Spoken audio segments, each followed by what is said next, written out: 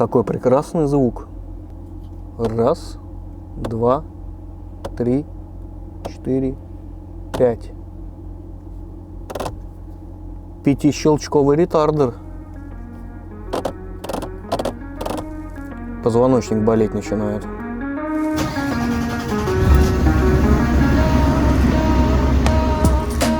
Всем привет! Сегодня коротко и ясно говорим о ретардере или горном тормозе, или любом тормозе, который не педаль.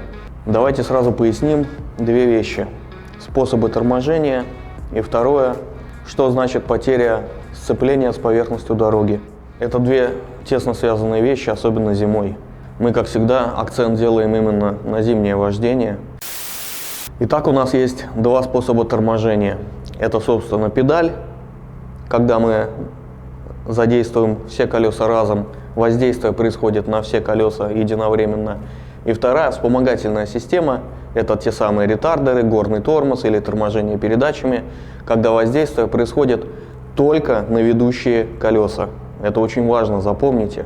Зимой логикне тормозит семи колесами и собственно на этом можно было бы закончить это выпускно. Слишком много, но.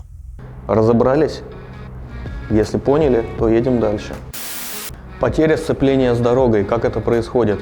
Любое воздействие на ведущие колеса, которое превысит его силу сцепления с поверхностью дороги, вызовет снос оси или занос. В нашем случае это либо блок этого колеса, этих колес ведущих, либо же их пробуксовка. У нас, конечно, еще есть ленивый, но давайте его сейчас забудем про него и представим, что у нас только этот. Так вот, принцип, как у заднеприводного автомобиля. То есть вся ваша голова – это один заднеприводный большой автомобиль. Немножко лирики. Есть знания, приходящие с опытом, есть знания, приходящие с обучением. А есть знания, которые называются «жопой чую, сейчас что-то будет». В общем, ребята, на двухосниках вас касается третий вариант, потому что ни знания, ни опыт вам уже не помогут, если вы на двухосной машине поехали на север в снег. Я это говорил и буду говорить, и буду повторять. Потому что дальше я буду говорить о трехосных машинах и как на них мы можем использовать или не использовать горные тормоза. И если уж используем, то как это делать правильно. Но у нас все-таки есть ленивец. Если он поднят, то мы двухосники, а если он на земле, то тогда ситуация немножечко меняется. Но об этом чуть попозже. Ну а если ты работаешь на двухоснике там, где снег, зачем? Это же нервы, это же риск. Ну, это и так риск. А тут еще и двухосная машина, она не предназначена. Вот есть хайвеи, дороги, вычищенные от снега, немецкие автобахны.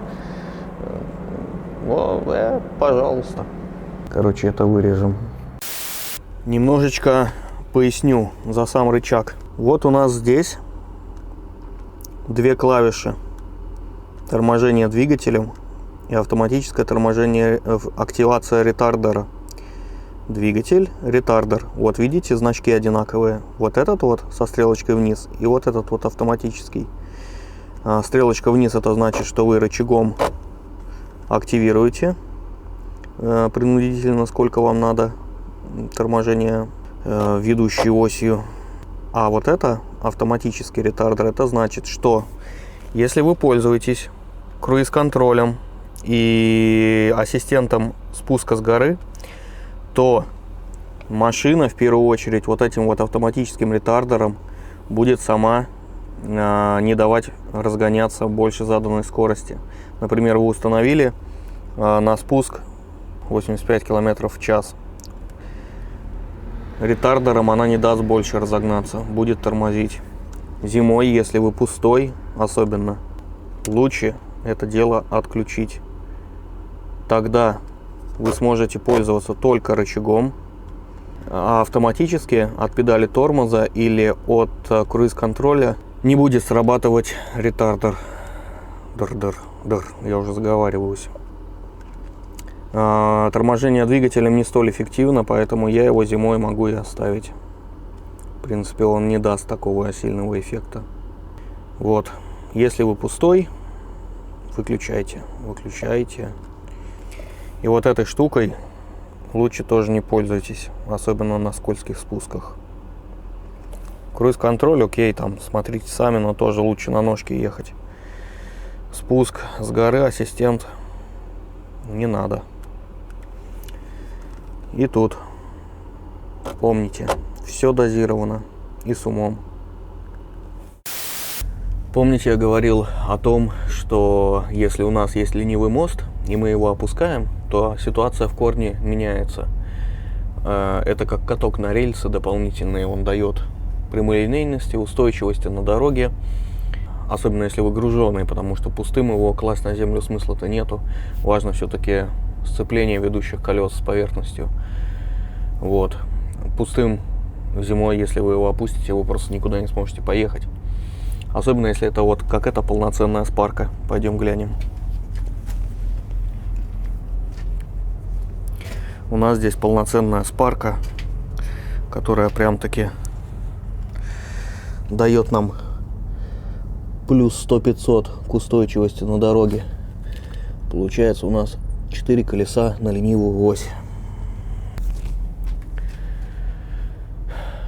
Кто смотрел предыдущие ролики, там у меня была тентованная машина, и на ней сзади на оси было 2 колеса. На ленивом мосту было 2 колеса только. Устойчивости они такой не давали. Но там гребла резина. За счет резины, конечно, выезжал везде. Здесь Мишлен. Мишлен так себе, конечно, резина. Но это мое мнение, не бейте меня. И повторюсь еще раз. Двухосные машины. Не надо вам зимой ездить на север особенно. Вам это не нужно. Обратите внимание, на этот ретардер на один рычаг Scania поместила и коробку передач, и управление горным и моторным тормозом, и сам ретардер, и более того, управление мануальным и автоматическим режимом коробки. Все в одном рычаге. Volvo. Ау.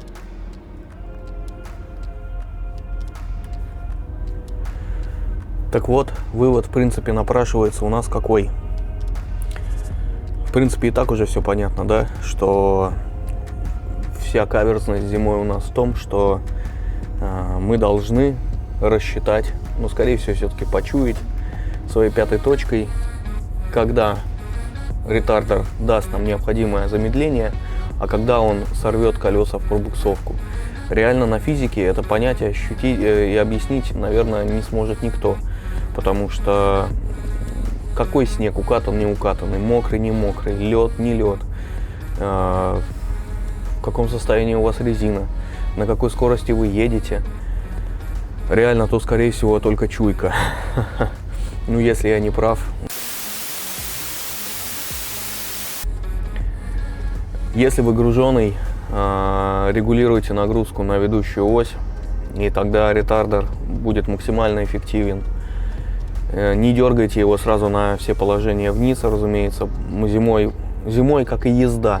Летом вы можете наваливать на все лошадиные силы. Зимой это надо делать аккуратнее. Также ретардер. Летом, вот я сейчас вставочку сделаю, вы можете дергать ручку со всей силы. А зимой надо пользоваться дозированно и аккуратно.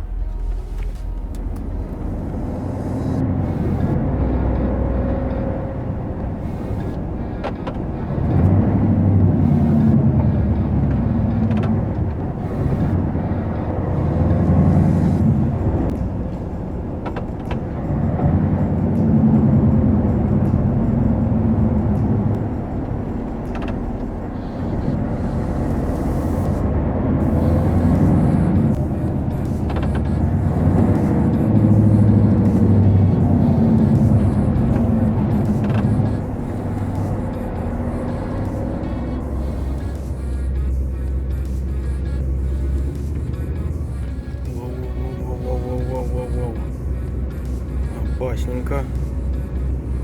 Буксуем.